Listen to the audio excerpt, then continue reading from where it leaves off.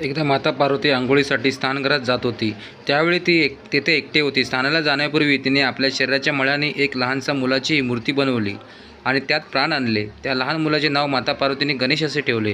तिने त्या पुत्राला, मी स्नानगृहात स्नान करण्यात जात आहे, तिथे कोणीही आले तरी त्याला आत पाठवू नकोस असे सांगून माता पार्वती आत स्नान करण्यात निघून गेली.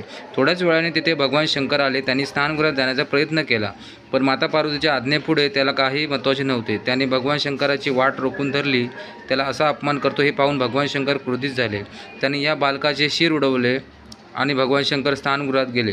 त्यांना स्नानगृहात आलेले पाहून माता पार्वती चिडली. ती भगवान शंकराला म्हणाली, मी दरवाजापाशी एक बालकास उभे केले आहे. त्याला मी कोणाला आत पाठवू नको असे देखील सांगितले होते. ते ऐकून भगवान शंकर म्हणाले, त्या बालकाला मी समजावून सांगितले, पण तो मला आत येऊ देत नव्हता. त्यामुळे मी त्याचे शिर धडापासून वेगळे केले आहे. हे ऐकून माता पार्वती चांगलीच संतापली. तिने रुद्ररूप धारण केले. तिने भगवान शंकराकडे जळजळ कटाक्ष टाळला आणि आपल्या पुत्राला जिवंत करा, अन्यथा मी बाहेर येणार नाही असे सांगितले. तिने धारण केलेल्या रुद्ररूपामुळे सारी सृष्टी डळमळू लागली. तिची समजूत घालण्यासाठी समस्त देवगण आले. भगवान शिव तिला समजावू लागले, पण तिने कोणाचेही ऐकले नाही.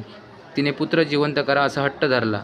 शंकरांनी विष्णूकडे अशा मुलाचे शिर घेऊन या ज्याची आई त्याच्याकडे पाठ करून झोपलेली असेल असे सांगितले. भगवान विष्णूने गरुडाला आदेश दिला.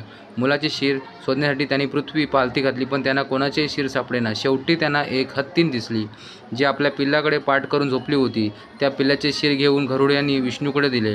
विष्णूने महादेवाला दिले. आपल्या शक्तीने त्यांनी त्या बालकाला हत्तीचे शिर लावून जिवंत केले. त्याला जिवंत पाहून माता पार्वती शांत झाली. व्हिडिओ जर आवडला असेल तर लाईक करा. धन्यवाद.